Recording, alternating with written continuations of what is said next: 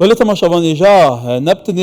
سیدکان لسنوری سیدکان بگیره همشین بيجين لوي دفرا سنوري بقرا يعني بدرجة صدان كيلومتران روشة التصعيد يا دجوار لي هي بيقومان روشة دراماتيكي بردام دوباره بون هي اوجي بسدما هبونا باكيكي و بيقومان هيرشين هواي نهاين بجاين ارتشا تركي روشة كي جالكي مترسيدار هي بصدان قلت هانا شلكلن هندا قلت مانا اوجي مترسيدار شلكلن لسرا يعني شارجش كاستك وصاي دجوار كيكن جالي جرانت دابكن تناب كارينان اصلا حساب بو سیویل هم بو خلکه ویدوری بو جغرافیا ویدوری جنایت کردن. ایدی می‌وانه که میهجای برس دکتر زیدان برادوستی اندام خلاپنجا پارلمان کردستان دکتر این بخیر هاتن. قدر ما أبيه از تو هر دو خلق دفره كينه هر دمام سر هذا دفره خد كين أكيد أمي ديمان تراجيدي بين أنا هاجي دمام تغفين بنمونا دفره ما قندم آجر بيفه تجهر وصايا يعني أف سيناريو دي كان جبدي ما يهديلو سي سالا روشة في دفره بله بداخل لدوي رابرين لسالين وتوك وتايستام دفر خالص سنوري كان بقشتي وبتابل باريزغاي هولير ودفري برادوستيش كيكي كلو بشانيكا سيغوشي سنوري ورقرتي لنوان هرمي كردستان وعراق وتركيا قرباني شي زوري داوە هەم خەڵکی ناوچەکە و هەمیش ئەو شوێنە وەکو ڕوویەکی جوگرافی بۆ هەرێمی کوردستان دایمان بۆتە کێشە و گرفت لە بەردەم حکوومەتی هەرێمی کوردستانشدا بەداخەوە هێزەکانی پەکەکە و هێزەکانی تر ڕۆژهەڵاتیش لەو دەڤەرەدا نیشتەجێ بوون و بووبوونە ئەگەرێک بۆی لەشکری تورکیا بێتە پێش یاخود بە بەردەوام بردومانی ئەو شوێنانە بکات لەو شوێنانی کە پەکەکە دەیکردە ئامانج بۆ هێرشی بەرامبەر بەڵام بەردەوام خەڵکی ئەم ناوچەیە خۆراگر بووە بەڵام ئەوەش بۆتە ئەگەرێک کە قوربانیەکی زۆری تێدا بدات و ئەم قوربانیانەش بە زیانی گیانی و مادیەکی زۆر لەم 30 ساڵی ڕابردووی لەو دەڤەرەداوە بۆیە خەڵک زۆر نیگەران بووە و ئەمەش وای کردووە کە زیاتر لە سەداچلی گوندەکانی دەڤەری برادۆست تۆلن و ئەم تۆلەوانیەش لایەنێکی دەرونی خراپی بۆ خەڵک دروست کردووە خەڵک داوا دەکات بە کۆی گشتی هێزە چەکدارەکان چپەکە کە بەنیان هەر هێزێکی تر لەو دەڤەرە بکشێتەوە بە شێوەیەکی سیاسی کار بکات نەک بە ئەگەرێک بۆی خەڵک ناڕەحەت ببێتەوە هێرشی بەردەوامیان پێچەوانە یان بردومان یان بە هۆی فڕۆکەی بێفرۆکەوان بەردەوام کۆنتترۆلی ئەم ناوچانە دەکرێت و خەڵک لە دڵەڕاوچێدایە وەکو دەیبینن لە چەند ڕۆژی ڕابردوش کۆچبەرەکان زۆر بە ناچاری هەندە خوارەوە کە هێشتا کاتێکی باشە لەبەردەستما بوو ئەمەش زەرێکی زۆری بە خەڵکی ناوچەکە گەیاند. باش دکتۆر باسی زیانت کرد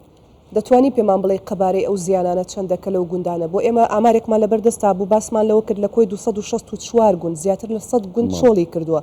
مەترسی چۆڵبوونی 20 گوندی دیکەش لە ئارادایە کەواتە قەبارەی زەرەر و زیانەکان چۆنە لەوێ قەبارەی زەرەر و زیانی مادی یەکجار زۆرە بەڵام لە 30 ساڵی ڕابردوو دەتوانین بڵین نزیکەی 30 شەهیدمان داوە لەو دەڤەرە کە بەهۆی شەڕ و پێکدادانی نێوان هێزەکانی پەکەکە و تورکیا بووە لەدەر ئەنجام هەمووی خەڵکی سڤیل بوونە بەشێکیشان هێزی پێشمەرگە بووە لەو شوێنانێک کە وەکو بارەگای خۆیانە تێیدا ماونەتەوە بەڵام لەدەر ئەنجامی هێرشکردنی پێچەوانە کە کاتێک پەکەکە هێرشی دەکرد و دەگەڕایەوە ناو گوند نشینان ناچار ئەوانش گوندەکانیان بردومان دەکرد لە ئەنجامدا ئێمە زیاتر لە 30 شەهیدمان هەیە و دەیان بریندار بوو پەکەوتەمان هەیە و لایەنی زیانی گیانیش چەندین جار لە کاتی بەروبوومدا خەڵک بەروبوومی خۆی بەجێهێشتووە و زیانی سووتاندن و وێرانکردنی گوند و ماڵ و دەهاتەکان بەردەوام بووە و چۆڵکردنی ئەم گوندانەش هەمووی زەرێکی یەکجار زۆرە تا ئێستا هەژمار نەکراوە بەڵام سەبر و تەحملی خەڵک نزیک دەبێتەوە کۆتایی پێبێ ناتوانێت چیتر بەردەوام بێ بۆی کە لە سنوورێکی دیاریکراوی ناو قەزا ناتوانێت بچێتە دەرەوە بۆ کوێستان یان بۆ سەردان یان بۆ هەر شوێنێکی تر بەهۆی ئەو کێشە و گرفتە سیاسیانەی لەو دەڤەرەدا هەن بۆیە داوا دەکەن کۆی خەڵک هێزی چەکداری سیاسی هەم لەلایەن پەکەکەوە هەمیش تورکیا لەم خاڵانەدا بکشێنەوە هەرێمی کوردستان بۆ خەڵکی ئەم ناوچەیە بەجێ بێڵن کێشەکانی خۆیان ببەنە ناو سنووری خۆیان. بله دكتور البت دفراوا سيكوشكا سنوريه يعني هسكرياوي جغرافيشي وكيريا كبردام او دفر كنا بنجيبه تايبتي زوزانين كيلش نيوري وكتا كوتاف كوشريه بين خارب زرا جالك ابن يعني فيغا في است شاري جالك دجوار بو يبون نمونه تشك دارين باكي كلاشين كوفي تقل اف 16 كان قالوا ما معقوله يعني بيغمان هذا شارجي هردواري انا برامبره يعني بوابتي تكرن ابا بخواجي تكينا كو بيشتا تركيا ورا ازل فيريج لا روی سەربازی وەکو جەنابەت ئاماژت پێکرد ئاستی هێزی سەربازی نێوان تورکیا و پەکەکە زۆر جیاوازە ئەو شەڕێکە پەکەکە دێکا شەڕێکی خۆکوژیە بەرامبەر بە لایەنی بەرامبەر و لە دەرەنجامدا جگە لەوەی گەریلاکانی خۆی بە کوشتن دەدا خەڵکی دیکەش زیانی بەبەردەکەوێت چونکە هەتا ئێستا نەیتوانیوە لەو ماوانەی ڕابردوو هێرشێکی سەرکەوتوو بکە وازیانەکە زیاتر بۆ خەڵک هاتوێتەوە هێرشێک دەکات لە چەند خوڵەکێکدا و دەگەڕێتەوە ناو گوندنشینان وەکو لە ساڵی ڕابردووش بینیمان لە چەند گوندێکی دەڤەرەکەمان کە لە دەرئەنجامدا ناچار بوون گوندەکەیان بردومان کرد ئەمانە هۆکارێک بوون و ئەمەی ئێستاش کە حاڵی حاضر لە هەفتەی مانگدا زیاتر لە 1200 کۆچ خاوەن مەڕ و ماڵدار لە کوێستانەکانی دەڤەری برادۆز بوون چە ئەوانەی مەڕ و ماڵاتیان هەبوو یان هەنگەوان بوون یان کاسبکار و جوتیار بوون هەمویان بە ناچاری لە هەفتەی مانگ بەهۆی پێدانی دوا مۆڵەت لە ڕووی سەربازیەوە کشانەوە کە خەڵکەکە لە ئێستادا شوێنێکی گونجاوی نییە مەڕ و ماڵاتەکەی بباتێ یان ئەو بەرهەمەی کە لەوێ هەیەی بەجێ هێشتووە ئەم زەرەرانە بەردەوام لە دەرئەنجامی ئەو سیاسەتە هەڵاڵە بووە کە لەو ناوچەیەدا کراوە و خەڵکیش بۆتە قوربانی لە دەڤەری برادۆز. باشە دکتۆر زێدان لەو ناوچانە دوو مەترسی هەیە مەترسیەک بوونی پەکەکەیە مەترسێکیش هێرشە بەردەوامەکانی تورکیا بۆ سەر ناوچەکە بە هۆی بوونی پەکەکەەوە پرسیارەکە ئەوەیە بۆچی حکوومەتی هەرێمی کوردستان حکوومەتی عێراقی کامە بە زاندنی سنووری وڵاتە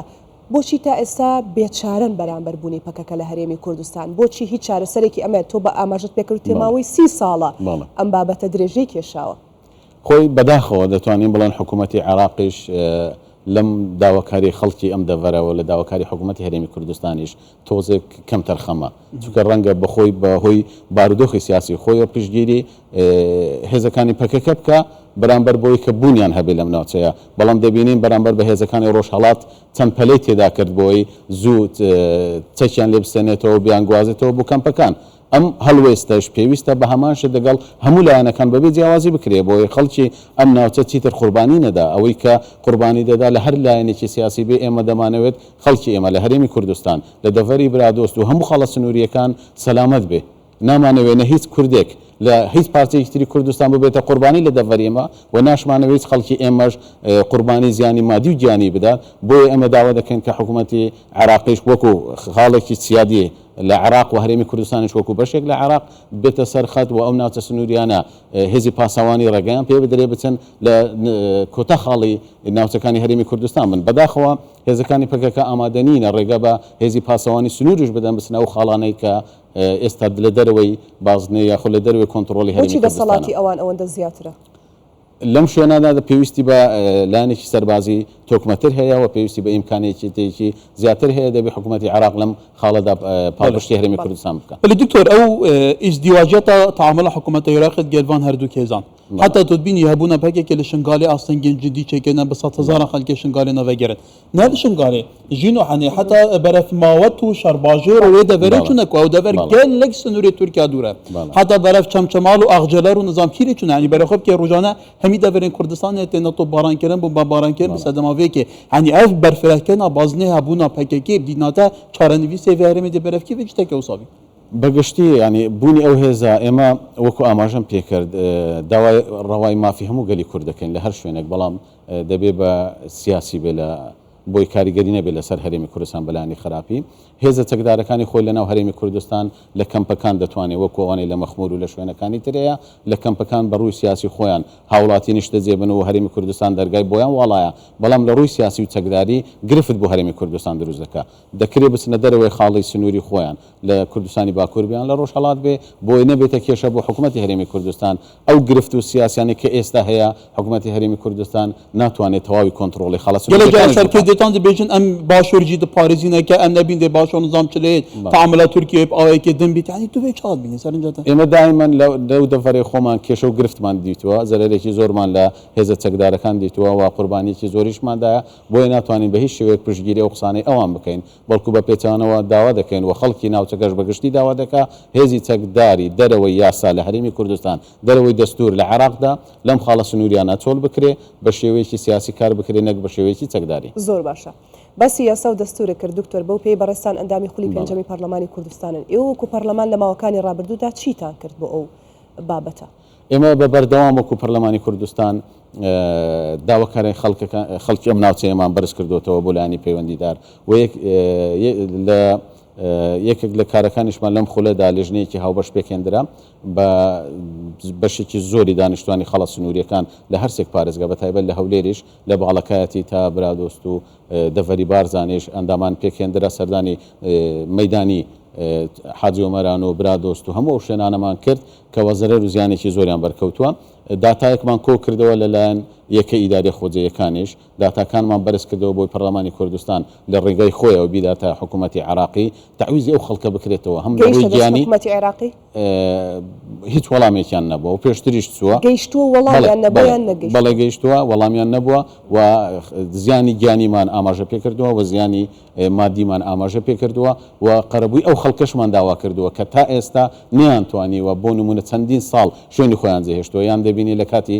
کشت و کاڵی هەموو شتێکی خۆی دەکا بەڵام لە کاتی گەیشتنی داهاتەکەی و بەروبوومەکەی گرفتێکی سیاسی دروست دەبێت ناچار بەجێ دێڵێتن یان گیانی خۆشی لەسەردادنێ ئەم خاڵانەمان هەمووی لە جوگرافیا و ناحی سنووری لە پارێزگای هەولێر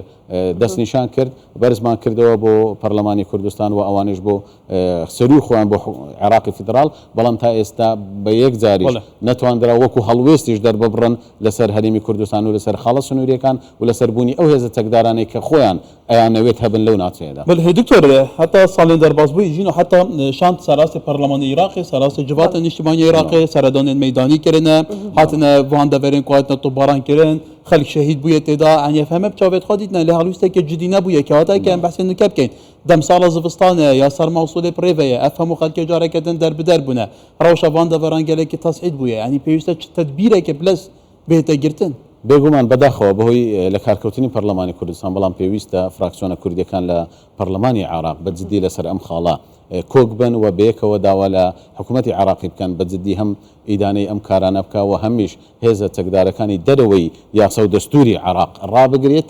بە شێوەیەکی سیاسی شوێنیان بۆ بکاتەوە بەخێویشام کە ئێمە لە ڕووی ئینسانیەوە هاوکاری هەموو کوردێک دەکەین بەڵام لە ڕووی چەکداریەوە نەبنە هۆکارێک بۆ دروستکردنی